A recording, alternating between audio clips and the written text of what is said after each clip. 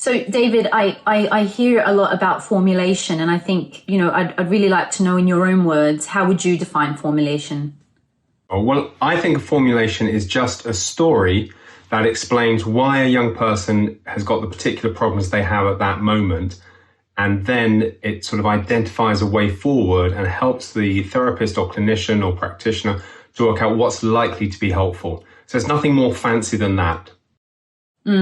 I think sometimes, when we hear that word, I know as a practitioner, I can feel a bit like, oh gosh, that feels a bit formal, or, what would that mean? And the clinical guide, I think, refers to the 5 Ps, and sometimes it can be a bit, what's all that about? So how can we I just wonder, how can we move forward from that kind of thinking and,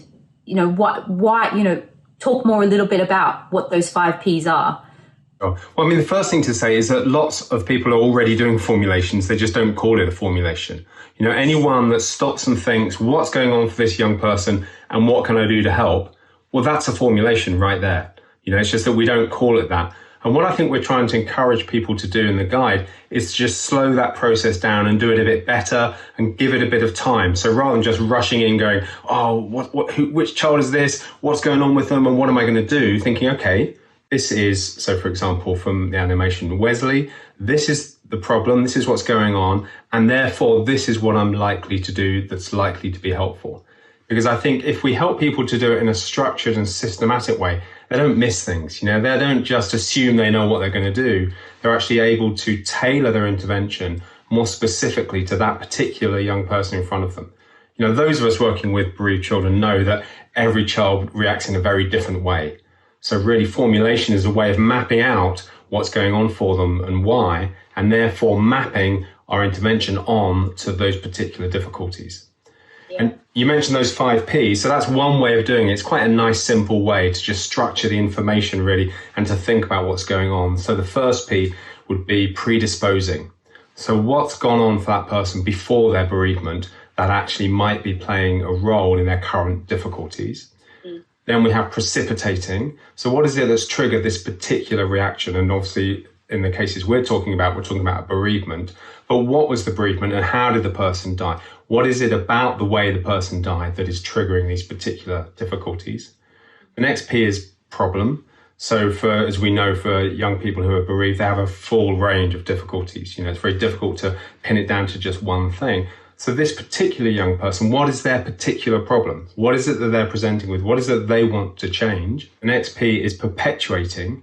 So what is it that's keeping these problems going? When we think about traumatic bereavement, we're thinking about a grief reaction that isn't naturally responding, isn't doing what it would normally do, and the young person isn't adjusting to their loss over the time. Actually, the difficulties are continuing. So what is it that's keeping those difficulties going? And then the last P is protective. So what have they got going for them? What are their strengths that we can really build on? So that's those 5 Ps. That's not the only way to do a formulation, but it's not a bad place to start. It's a nice way to structure the information gathering and to think, how do these different bits kind of interact with each other? Therefore, what can I do to try and help this young person? Yeah, I think it's so helpful to kind of reiterate that message that we're probably already doing it in a less structured way anyway. Of course we are. We're already, before we go into that session, even if it's that quick kind of thinking, like, what's the purpose of this activity I'm going to do? What am I actually trying to accomplish with this young person? So I think it's really reassuring to not feel like it's this real formal process necessarily, but there's real value, which I know we'll talk about in a moment, about like the value of actually taking some time to do a formulation. And another thing that's worth saying is that it's not kind of set in stone. It's not like you do a formulation the first time you meet the person and that's it. You kind of stick to that rigidly. Far from it. It's a flexible process that should change over time. As you get more information, as you get to know the young person more, you can actually change it. You can add more information. And we might get them wrong sometimes, and that's okay. Then we can redo it and put it back together and see what it is that's going on.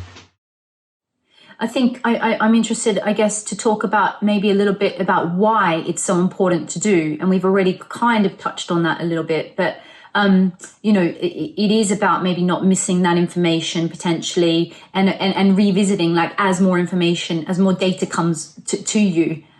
So why else, I wonder, Well, I think one of the reasons for doing a formulation is it's a very collaborative process, in fact. If you go to your GP and you tell them what the problem is, and you don't want them to just give you some medicine and send you away. You want them to explain what it is that's going on, and therefore how that medicine is going to help. And it's the same with our work. When a young person comes to us and they've got a problem that they want our help with, we don't just tell them what to do and expect them to go off and do it. We explain what we think is going on, so we can say, well, this is what's going on, this is why we think it might be, and therefore this is what might be useful.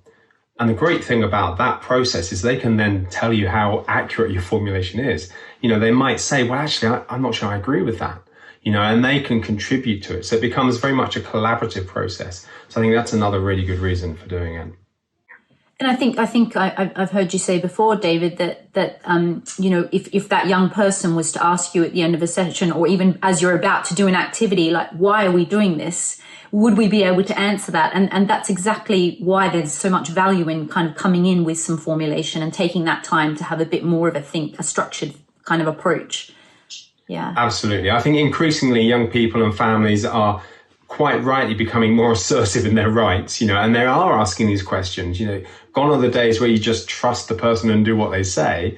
Quite rightly, people are saying, well, why? Why do we think this is a good idea? Why do I want to do a memory jar? I'm missing my maths lesson at the moment and I want to do one in my GCSEs. Why do you think doing this memory jar is going to be helpful? And I think we need to be able to answer that question. And more than, I just feel it's going to be helpful or it's helped other people. It's got to be better than that. We've got to explain to that young person what it is that's going on for them, and therefore what role building a memory jar is going to play in us helping them to adjust to their loss. Yeah. And I think as you were talking there, I thought, there's so much value as a practitioner to actually go through that process as well, to hone your own skills and to actually have that rationale as to why you're choosing and to be able to articulate that, because sometimes it can feel quite instinctual to just feel like, yes, that feels like the right thing for this particular person at this particular time, but why? And so this formulation process can really break that down, I think, quite easily if you really stop and think about it.